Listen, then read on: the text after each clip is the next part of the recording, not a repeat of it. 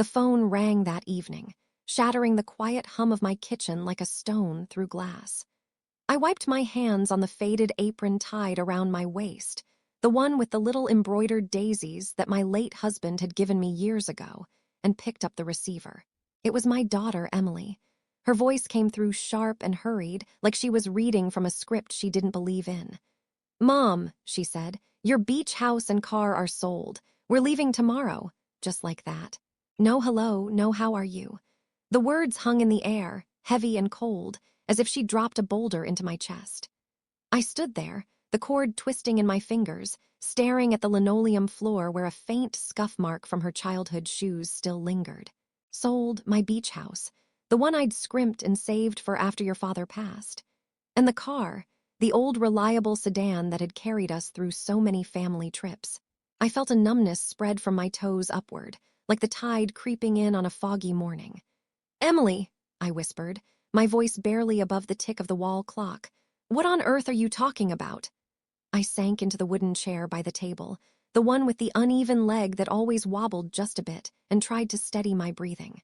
The smell of the chamomile tea I'd been brewing wafted up, soothing but suddenly out of place in this storm. How could she say, "You're," like it was already gone, like I was a stranger to my own life?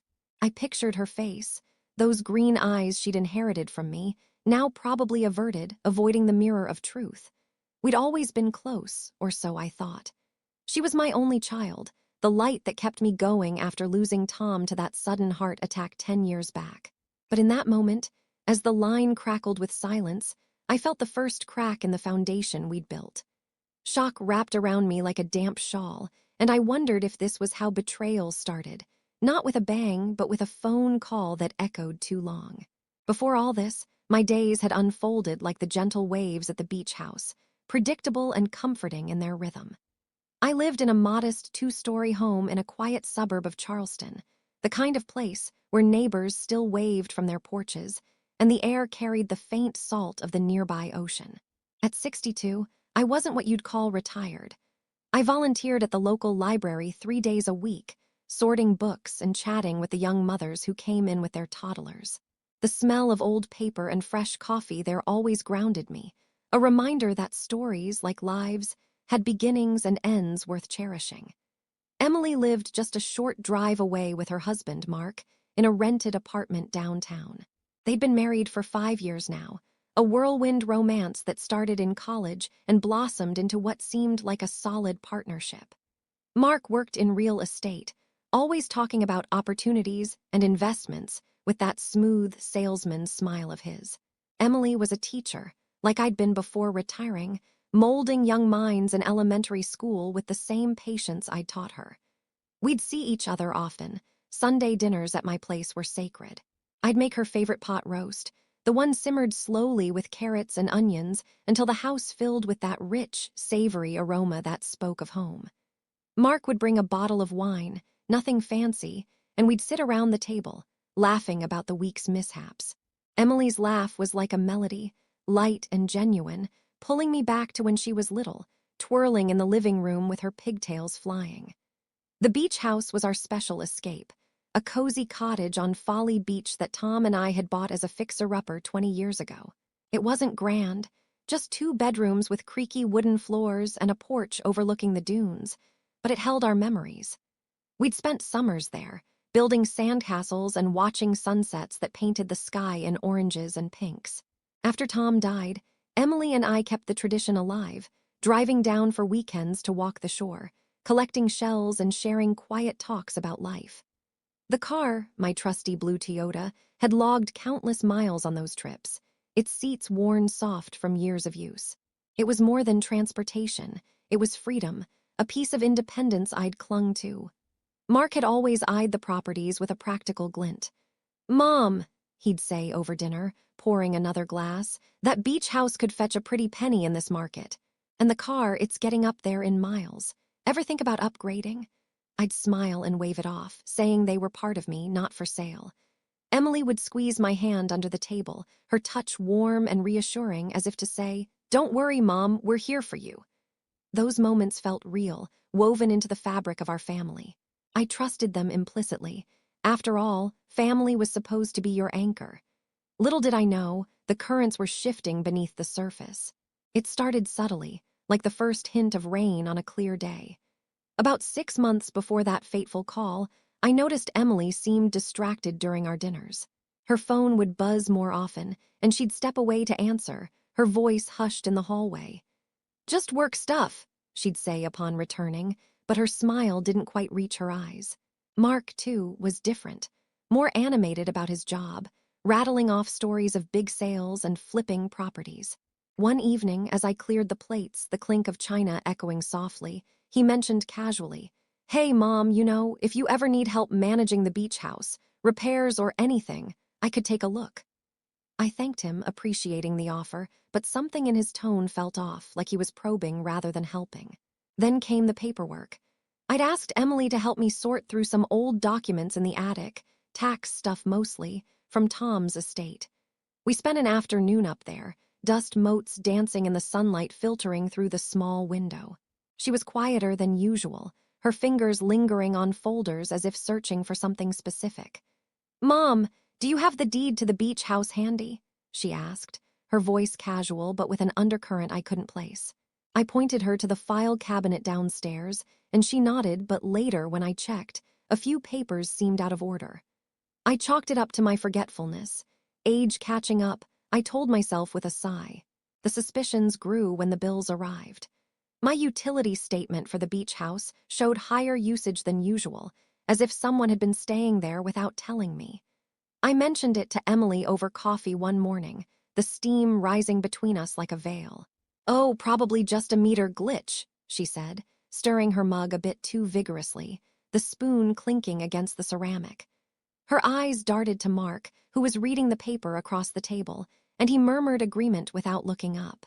I felt a twinge in my gut, that maternal instinct that whispers when something's amiss. But I pushed it down. After all, they were my family. Why would they hide anything?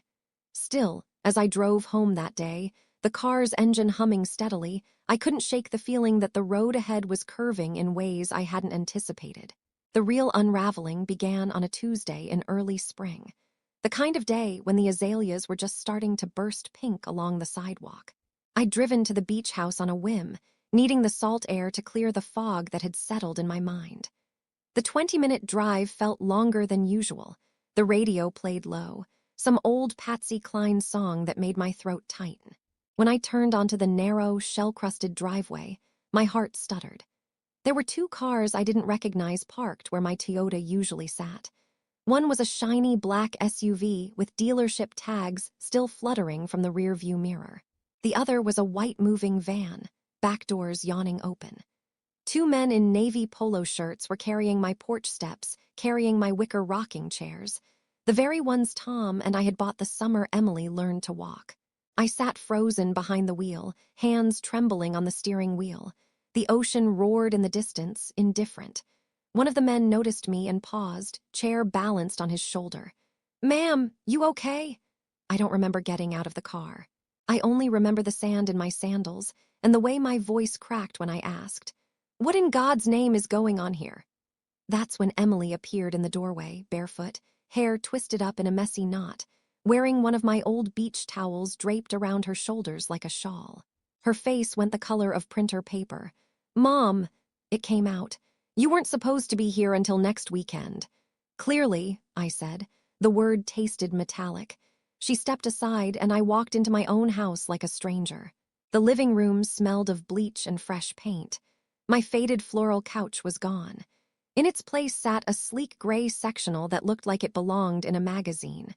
The framed photo of Tom holding newborn Emily, gone. The driftwood shelf where we displayed our best seashells, empty. My knees nearly gave. Mark emerged from the kitchen holding a clipboard, looking every inch the professional in pressed khakis. When he saw me, the pen stopped mid-signature. "Helen," he said too brightly, "this is unexpected." I looked from him to Emily and back again. My daughter's eyes were red-rimmed like she'd been crying or not sleeping. "Start talking," I said quietly. "And do not lie to me." Emily opened her mouth, closed it, opened it again. We thought it would be easier if we handled everything while you were busy with the library." She gestured vaguely, as if the sale of my life's sanctuary could be waved away like smoke. Easier, I repeated. The word sat between us like a loaded gun. Mark cleared his throat. Look, Helen, the market is insane right now. We got an all-cash offer 20% over asking. The buyers wanted to close fast, tomorrow, actually. Emily and we didn't want you stressed. I laughed then. A short, ugly sound that startled even me. You didn't want me to be stressed, so you forged my signature on a power of attorney, didn't you? Silence. The kind that sucks the air out of a room. Emily's hand flew to her mouth. Mark's jaw tightened. I walked past them to the kitchen counter where the closing documents lay in a neat stack. My name stared up at me in black ink, my looping H, the little curl on the tail of the Y. But the pen pressure was wrong, the slant too aggressive. I'd spent 30 years grading papers. I know my own handwriting when I see it. I turned the page. There it was, durable power of attorney, executed 3 months earlier, witnessed by Mark's coworker and notarized by someone I'd never met. My blood roared louder than the surf outside. How long? I asked, voice steady only because fury had cauterized everything else. How long have you been planning to steal from me? Emily crumpled onto the new couch, towels slipping from her shoulders.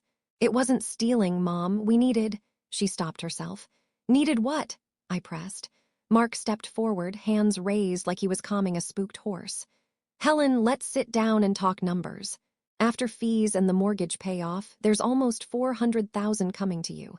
That's life-changing money. You could buy a nice condo, travel. I had a nice house, I said. 2 of them, and a car I loved. And a daughter I trusted. Emily sobbed then, a raw, guttural sound. We're drowning, Mom. Mark's business loan got called in. The apartment complex he flipped. There were liens we didn't know about. They were going to take everything. Our home, our savings, I couldn't let that happen to us. Us, I echoed. Not me, us. She looked up, mascara streaking. You always said family takes care of family. I felt something inside me harden, like wet cement setting in the sun. Family asks, I said. The family doesn't forge documents and move furniture while the owner is shelving library books. Mark tried again. We were going to tell you after closing. Give you the check in person, make it a celebration. Stop. I held up a hand. My voice didn't shake anymore. Both of you stop.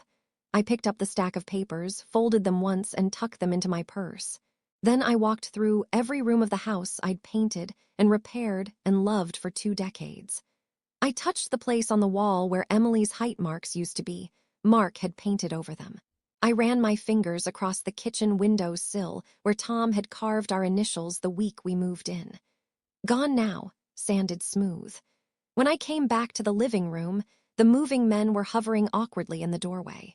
I looked at my daughter, really looked at her. She was 33 years old, but at that moment she looked 12 again, the age she was when her father died, when she'd clung to my leg at the funeral and whispered, "Promise you'll never leave me." I had promised, and she had just broken me in a way no grave ever could. I'm going to the police, I said quietly. And then I'm calling my lawyer. You have until tomorrow morning to cancel this sale, return every stick of furniture you removed, and hand over that forged power of attorney. If not, I will press charges for elder financial abuse, forgery, and theft. And Emily, I waited until she met my eyes. I will testify against you myself. Mark started to protest, but I was already walking out. The screen door slammed behind me the same way it had 10,000 times before, only this time the sound felt final. I sat in my car for a long time, engine off, watching the moving men load the last of my life into their truck. The sun dipped low, turning the sky the color of a healing bruise. I drove straight to the Charleston County Sheriff's substation on James Island, the one with the cracked parking lot and the flag that always hangs half-mast on windy days. My hands shook so badly I could barely turn the key. The deputy at the front desk, a young man with kind eyes and a name tag that read, Ramirez, took one look at my face and led me to a small interview room that smelled of burnt coffee and bleach. I laid the closing packet on the table like it was radioactive. My daughter and son-in-law forged my signature and sold my house, I said. My voice sounded like it belonged to someone else, flat, old, tired. They're closing tomorrow. Deputy Ramirez didn't flinch. He just opened a fresh incident report and started typing. I told him everything. The power of attorney I never signed, the moving trucks, the new couch in my living room. When I finished, he slid a box of tissues across the table without comment. I hadn't realized I was crying. They took photographs of the documents. They took my statement. They called in a detective who specialized in elder abuse. A woman named Carla Hayes with a calm voice and steel underneath. She asked gentle, precise questions that made me feel seen instead of small. "Mrs. Whitaker," she said, "we can file an emergency injunction tonight. The sale won't close tomorrow, not if a judge sees this." She tapped the forged signature. "But I need to warn you. Pressing charges means your daughter could face felony time." I stared at the tabletop. Someone had carved a tiny heart into the wood years ago. "I know," I whispered. That night I didn't go home. I couldn't face my own quiet house, the Sunday dinner table that suddenly felt like a stage prop. Instead, I checked into the little inn on Folly Beach, the one with the turquoise shutters, 2 blocks from the house that was no longer mine. The clerk recognized me, started to smile, then saw my face and handed over the key without a word. I sat on the edge of the lumpy bed and called my lawyer, Ruth Goldman. I'd known Ruth since our girls were in brownies together, sharp as a tack, soft as butter when it mattered. She listened without interrupting while I told her the whole ugly story. When I finished, there was a long silence. "Helen," she said finally, "I'm coming over first thing in the morning. Do not speak to Emily or Mark again until I'm with you. Do you hear me?" "I hear you." "Sleep if you can, I've got you." I didn't sleep. I sat in the dark and listened to the ocean I'd always loved turn into a stranger's waves. Morning came gray and drizzly. Ruth arrived at 8 sharp wearing a navy suit and the expression of a woman about to go to war. We drove to the courthouse together. By noon, a temporary restraining order had been granted. The sale was frozen. By 2 o'clock, Detective Hayes called to say Mark's office had been searched and the original forged power of attorney recovered from his locked desk drawer. The news spread faster than marsh fire. My phone began lighting up. Old neighbors, library volunteers, the woman who cuts my hair. Everyone had heard some version. Helen Whitaker's daughter sold her house out from under her. Some called to offer casseroles. Some just wanted the gossip. I let it ring. Emily showed up at the inn that evening. She stood in the parking lot in the rain, soaked through, clutching a manila envelope. When I opened the door, she looked smaller than I'd ever seen her, shoulders curved inward like a child waiting to be scolded. "Mom!" she croaked. "Can I come in?" I stepped aside. Ruth had told me not to speak to her alone, but some things a mother does anyway. We sat on opposite beds. The envelope trembled in her lap. "I brought the money," she said. The cashier's check inside was for $412,000, the exact amount they would have netted after closing costs. "We called the buyers, told them the deal was off. They're furious, but it's done." I stared at the check. It looked obscene. "I didn't cash it," she whispered. "I couldn't." Silence stretched between us, thick and hurting. "Why, Emily?" I finally asked.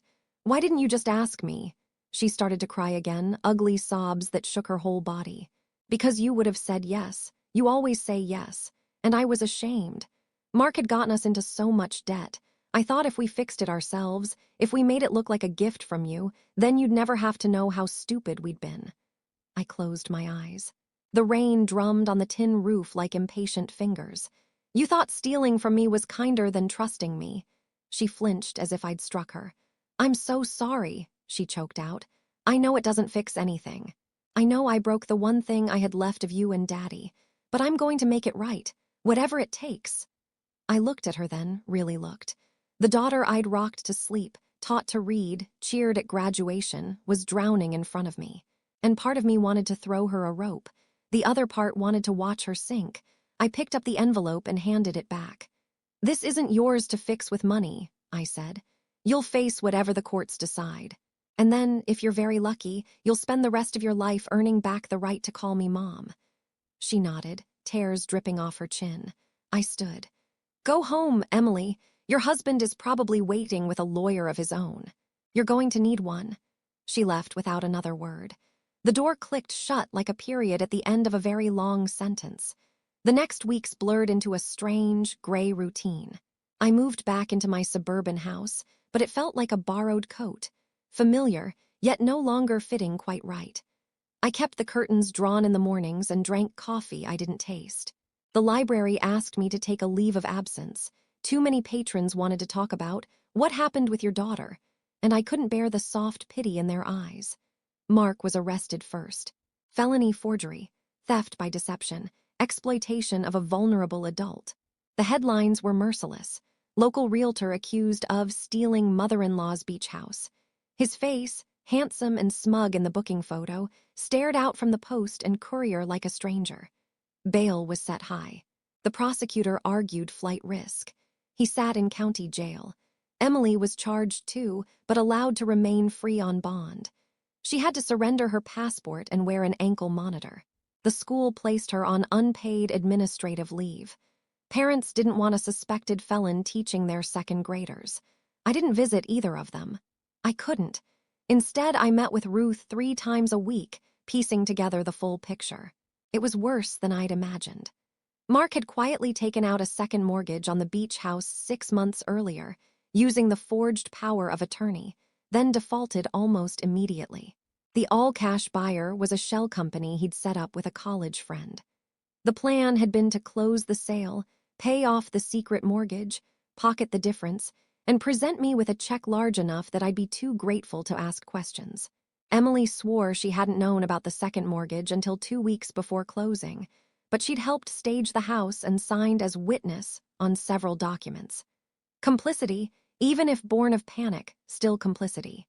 The community split down the middle. Some people sent cards and peach cobbler. Others crossed the street when they saw me coming. My hairdresser whispered that Emily's old Girl Scout troop leader had taken down every photo that included her. Someone started an online petition demanding the school board fire her permanently. It gathered 3,000 signatures in 4 days. I read none of it. Ruth set up Google alerts and filtered everything for me. "Focus on you, Helen," she said. "Let the world scream itself hoarse." One Sunday in May, I drove to the beach house alone. The restraining order had expired once the sale was officially voided, and the locks had been changed back to my old keys. I let myself in and stood in the empty living room. The gray sectional was gone. The buyers had removed it when the deal collapsed. My old couch hadn't been returned. The movers claimed it had been donated by mistake. The walls were freshly painted builder beige. Every trace of us had been erased. I walked out to the porch and sat on the top step. The dunes were the same, whispering with sea oats. A pod of pelicans flew low over the water, wings skimming the waves. I cried then, not the silent tears of the past weeks, but the loud, ugly kind that scraped your throat raw. I cried for Tom, who would have been heartbroken. I cried for the little girl who used to run naked into the surf squealing. I cried for the woman I'd been before betrayal taught me how sharp love can cut. When the sun began to set, I wiped my face, stood up, and started measuring rooms with the little cloth tape I'd brought. I had decisions to make. The trial came faster than anyone expected. Mark took a plea. 5 years, suspended after 18 months, plus restitution and permanent loss of his real estate license. Emily pleaded to a single count of misdemeanor accessory after the fact. The judge sentenced her to 2 years probation, 500 hours of community service, and a permanent criminal record. She was ordered never to handle my finances again without court supervision. I spoke in both sentences. To Mark I said only, "You married into a family, not a balance sheet. I hope prison teaches you the difference." To Emily I said, "I carried you for 9 months, and I would have carried your burdens too if you'd let me. Instead, you chose shame over trust. I forgive you because I have to live with myself. But forgiveness is not the same as forgetting." She wept through the whole thing. I did not. After court, Ruth drove me home. On the way, she told me the beach house had a solid offer, this time legitimate. A young family from Ohio, cash, no contingencies. They wanted to close in 30 days. "Sell it," I said without hesitation. Ruth glanced over, surprised. "You sure?" "I'm sure." I listed my suburban house the same week. Both properties sold within days, the market still hot. After debts and fees, I cleared just over $900,000. more money than I'd ever had in my life. I took 6 months and did something no one expected. I bought a tiny cedar-shingled cottage on Edisto Island, 40 minutes south, far enough that no one knew my story unless I told it. One bedroom, a screened porch, a path through the marsh grass straight to the water. I furnished it sparingly. A new rocking chair for the porch, a small table where I could eat and look at the horizon, a bed with good sheets. The rest I gave away or sold. I kept only 3 things from the old life: Tom's carving of our initials, the embroidered daisy apron, and the photo of Emily at 5, gap-toothed and laughing on the swing. I started volunteering again, this time at a women's shelter in Charleston. I taught budgeting classes on Tuesday nights, women who'd been left with nothing by husbands or boyfriends or their trust misplaced. I never told them my story unless they asked, and when they did, I told the truth. Emily finished her community service at the very same shelter, though on different days. We never overlapped. She sent letters. I read them, then filed them in a drawer. She asked to visit. I said not yet. 1 year after the sentencing, on the anniversary of the day I found the moving truck, I woke before dawn and walked the beach in front of my new cottage. The tide was out, exposing a wide, glistening mirror of sand. I wrote a single word with my toe, enough. Then I let the waves take it. I was 64 years old, healthier than I'd been in a decade, lighter by 2 houses and 1 daughter's trust, but richer in ways no closing statement could ever measure. The first winter in the Edisto cottage was quiet in a way I had never known quiet could be. No neighbors close enough to borrow sugar, only the low rush of wind through the marsh and the occasional cry of an oyster catcher. I learned the new rhythms quickly.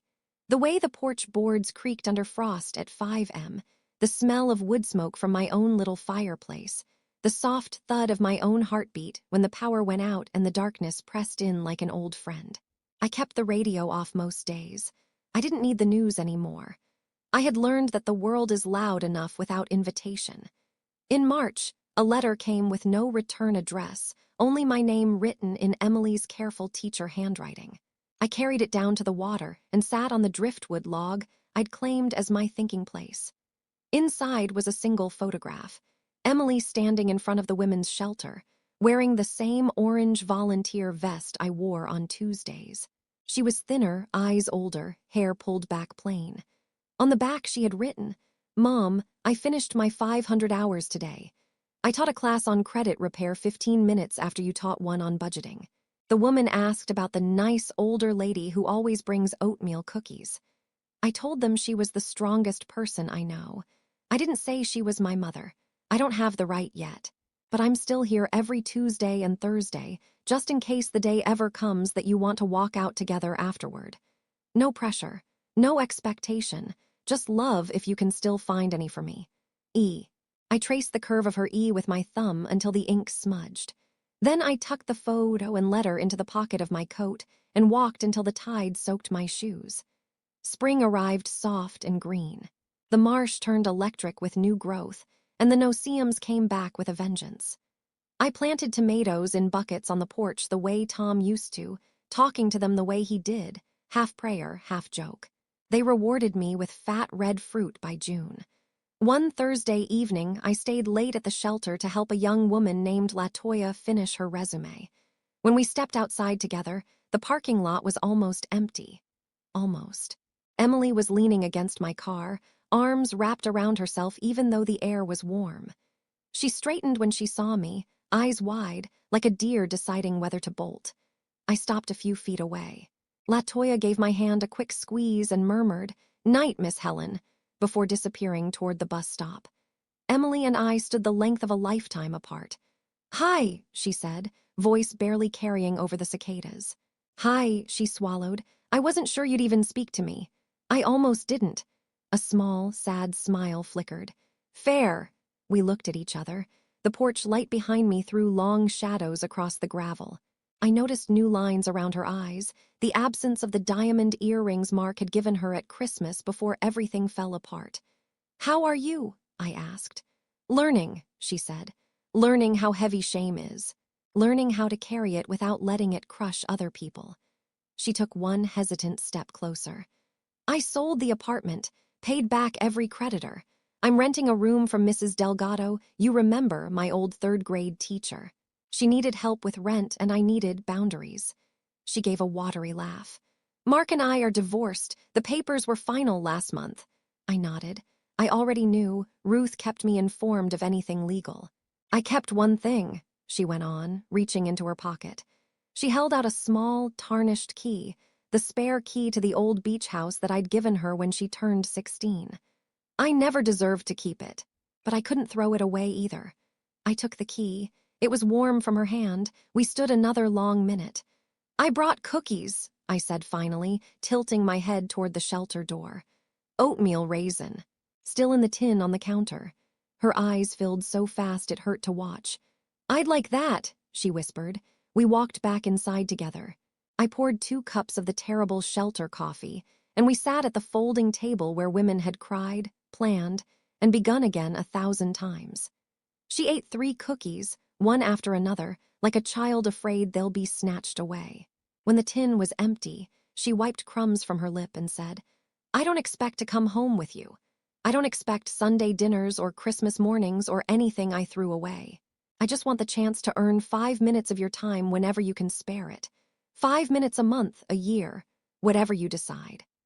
I looked at her hands folded on the table, hands that used to fit inside mine without effort, and felt something loosen in my chest, the way ice breaks up on the marsh in early spring.